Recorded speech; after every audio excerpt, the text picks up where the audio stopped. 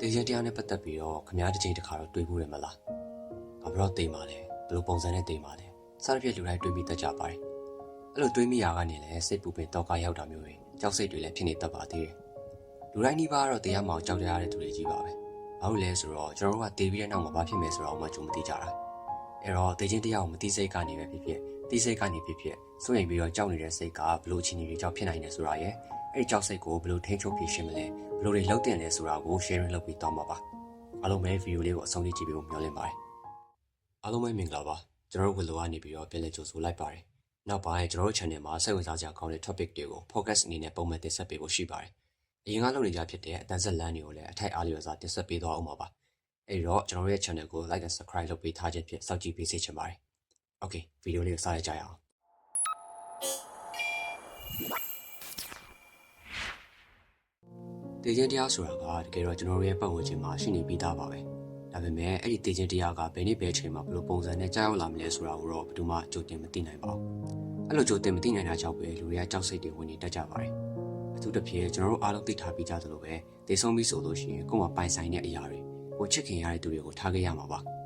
ဥပမာကျွန်တော်လူတယောက်ကိုတန်ရုံးစင်တွဲမိပြီဆိုတော့အဲ့လူတယောက်ကိုဘယ်တော့မှထားခဲ့ခြင်းမဟုတ်တယ်လို့အဲ့ဒီလူကိုဆုံးရှုံးရမှလည်းကြောက်တတ်လာမယ်အဲ့လိုပဲကျွန်တော်တို့မှာအနောင်ဖွဲ့လေးတွေရှိနေမယ် plan တွေ goal တွေရှိနေမယ်ဒါမှမဟုတ်ကိုယ်သားသမီးတွေကိုပြုစုဆောက်ရှောက်ရအောင်မယ်ဒါမှမဟုတ်ကိုမိဘကိုဖြန့်ကြည့်ရအောင်မယ်စတဲ့အကြောင်းရင်းတွေကလူတိုင်းမှာရှိနေတတ်ကြပါတယ်အဲ့ဒါကပဲအဓိကကြောက်စိတ်ကိုဖြစ်ပေါ်လာစေတယ်လို့ဆိုရမှာပါအခုကျွန်တော်ပြောသွားတာကကြောက်စိတ်ကိုဖြစ်ပေါ်စေတတ်တဲ့ပထမအချက်လို့သတ်မှတ်လို့ရပါတယ်ကြတော့ကြောက်စိတ်ကိုဖြစ်ပေါ်စေတတ်တဲ့အချက်တွေအများကြီးတော့ရှိတယ်ဒါပေမဲ့ကျွန်တော်နောက်တစ်ချက်အနေနဲ့တိကျထင်ရှားတဲ့အချက်တစ်ခုကိုကျွန်တော်ဆွဲထုတ်ပြီးပြောပြချင်ပါတယ်အဲ့ဒါကတော့ကျွန်တော်ရဲ့ message အရှိမတွေ့မြင်နေရတဲ့ကြောက်လို့ဆိုရမှာပါကျွန်တော်ရဲ့ message အရှိမဆိုလူတွေကနီးမျိုးစုံနဲ့တည်ဆုံနေကြတယ်လူတွေတည်ဆုံနေကြတဲ့သတင်းတွေကိုလည်း social media တွေမှာနေ့စဉ်နဲ့အမျှမမြင်ချင်းမှအစုံမြင်နေရတဲ့အနေအထားပါလက်ရှိဆိုကျွန်တော်တို့ကကပ်ပြီးမျိုးစုံကိုကြုံတွေ့နေရတယ်ဥပမာ COVID-19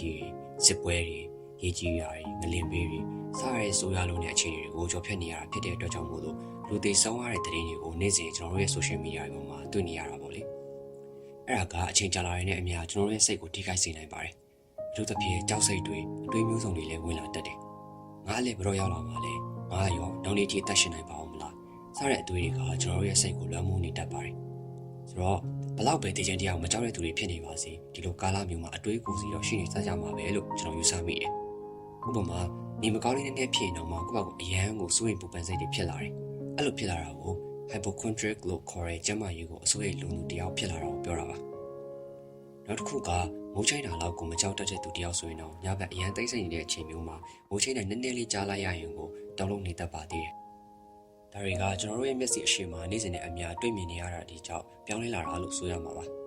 အဲ့တော့တေချင်းတရားနဲ့ပတ်သက်ပြီးတော့ကြောက်တဲ့စိတ်ကိုဖြစ်ပေါ်စေတတ်တဲ့အချက်တွေကိုပြောပြပြီးဆိုတော့ဒီအရာတွေကိုဘယ်လိုဖြေရှင်းမလဲဘယ်လိုတွေဖြစ်တင်လဲဆိုတာကိုပြောပြပေးသွားပါမယ်ပထမဆုံးချက်ကတော့ကိုရင်းနှီးပြီးချစ်ခင်ရတဲ့သူတွေကိုကိုယ့်ရင်ထဲမှာခံစားနေရတာတွေကိုဖွင့်ပြသင့်ပါတယ်အဲ့လိုကိုယ့်ရဲ့မိသားစုပဲဖြစ်ဖြစ်တငယ်ချင်းပဲဖြစ်ဖြစ်ချစ်သူကိုပဲဖြစ်ဖြစ်နောက်ဆုံးကိုယုံကြည်ရတဲ့သူကိုပဲဖြစ်ဖြစ်ပြောပြလိုက်နိုင်ခြင်းကတရားမှကြောက်တဲ့စိတ်ကိုအများကြီးတသားစေနိုင်ပါတယ်အခုပြောလိုက်တဲ့အချက်ကဒီ topic နဲ့ဆိုင်မှာလောက်တဲ့တာမျိုးမဟုတ်ဘဲနဲ့ခင်ဗျားစိတ်ထဲမှာဘာတော့ကတွေပဲရှိရှိဘာပူပင်စရာတွေပဲရှိရှိလောက်တဲ့တစ်ချက်လို့တော့ကျွန်တော်မြင်မိတယ်တချို့တွေကြတော့သူတို့ရဲ့ခံစားချက်တွေကိုမဖွင့်ပြောဘဲနဲ့ရင်ထဲမှာပဲထားကြတဲ့သူတွေရှိပါတယ်အဲ့ဒါကကောင်းလားဆိုတော့အမြဲတမ်းတော်မကောင်းဘူးလို့တော့ကျွန်တော်မြင်မိတယ်အချိန်ကြာလာတဲ့အများရင်ထဲမှာမုန်းကြမှုတွေဖြစ်လာမယ်အထူးသဖြင့်ဘယ်ကိစ္စမဆိုတယောက်တည်းကြိတ်မိတ်ပြီးတော့ခံစားနေရတာကကိုယ့်ဘက်ကိုနှိမ့်ဆက်ရလဲကြတယ်စိတ်ထောင်ကိုကြည်ဆိုတဲ့စကားအတိုင်းပဲကိုယ်စိတ်ကိုတေချာလေးမထိန်နိုင်ဘူးဆိုရင်ဒါမှမဟုတ်အရန်ဖိအားပေးမိတာမျိုးဖြစ်မယ်ဆိုလို့ရှိရင်စိတ်ကြောက်ွယ်လူပါထိခိုက်စေနိုင်ပါတယ်အဲ့တော့ကိုနာမှာရှိနေတဲ့သူတွေကိုရင်ဖွင့်လိုက်တာကခံစားနေရတာတွေကိုသူတို့ကလုံးဝအကြည့်ဖြေရှင်းမပေးနိုင်ဘူးဆိုရင်တော့ကိုယ်စိတ်ထဲမှာလေးနေတာတွေကအနေနဲ့အများတော့ပေါ်သွားနိုင်တယ်ပေါ့ဒါကြောင့်အရင်ဆုံးလုပ်တဲ့အချက်ကတော့ကိုချစ်ခင်ရင်းနှီးရတဲ့သူတွေကိုကိုယ့်ရင်ထဲမှာခံစားနေရတာတွေကိုပြောပြတင်ပါတယ်counseling လို့ professional အနေနဲ့လုပ်ပေးနေတဲ့သူတွေအနားမှာရှိရင်လည်းအဲ့ဒီလူတွေနဲ့တိုင်ပင်ဆွေးနွေးကြတာလည်းအကောင်းဆုံးပါပဲအခုခေတ်မှာကအရင်အလိုမျိုးအိမ်နာရရောက်သွားပြီးတော့မေးစရာမလိုတော့ဘဲနဲ့ကျွန်တော်တို့ online ကနေလည်း session တွေယူလို့ရတယ် counseling တွေလုပ်လို့ရတယ်ဒါကြောင့်မို့လို့အရင်အထက်ဆာလို့ရှိရင်အများကြီးပို့ပြီးတော့လွယ်ကူလာပါတယ်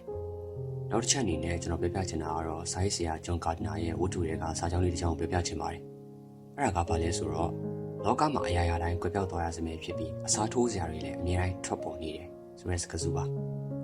အဲ့ဒီစကားစုကိုအပေါ်လျံကြည့်လိုက်ရင်တော့မှနားလည်ရလွယ်လိမ့်မယ်လို့ကျွန်တော်ထင်ပါတယ် ကျွန်တော်တို့ရဲ့ဒီလူလောကမှာဘယ်ရမဆိုအခြေတရင်ကွဲပြားသွားရစမြဲပဲဆိုတာအားလုံးသဘောပေါက်လောက်မှာပါအဲ့လိုကွဲပြားသွားပြီဆိုလို့ရှိရင်လည်းအဲ့ဒီနေရာအတွက်အစားထိုးစရာတွေကလည်းပေါ်လာတတ်စမြဲပါပဲ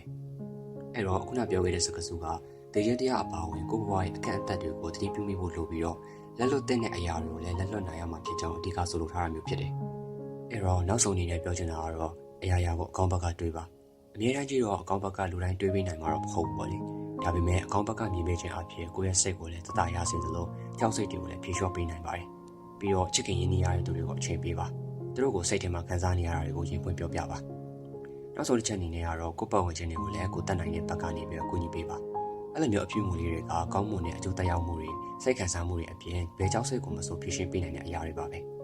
ဆိုတော့ဒီဗီဒီယိုလေးမှာကတော့တရားမှာကြောက်တဲ့စိတ်တွေကဘယ်လိုမျိုးအခြေအနေတွေမှာဖြစ်နိုင်လဲဆိုတာရဲ့တကယ်လို့ဖြစ်လာပြီဆိုလို့ရှိရင်လည်းဘယ်လိုမျိုးဖြေရှင်းသင့်လဲဆိုတဲ့အရာလေးတွေကိုကျွန်တော်လက်လန်းမိသလောက်ဆွဲထုတ်ပြီးတော့ပြပြပေးထားတာပဲဖြစ်ပါတယ်အဲ့တော့ခင်ဗျားမှာပို့ပြီးရင်တောကားမှုတွေရှိနေတယ်စိုးရိမ်မှုတွေရှိနေတယ်တရားမှာကြောက်တဲ့စိတ်တွေရှိနေသေးတယ်ဆိုလို့ရှိရင်လည်းဒီဗီဒီယိုလေးကိုနားထောင်ပြီးသွားတဲ့အခါမှာအနေနဲ့အများရော့ကျသွားဖို့ကျွန်တော်မျှော်လင့်ပါတယ်ဗီဒီယိုလေးကိုလည်းအဆုံးထိကြည့်ပေးကြတဲ့အတွက်ကြောင့်မို့လို့တူတယောက်ချင်းစိတ်တိုင်းကိုကြည့်ဆိုအများကြီးသိရှိပါတယ်ခင်ဗျာ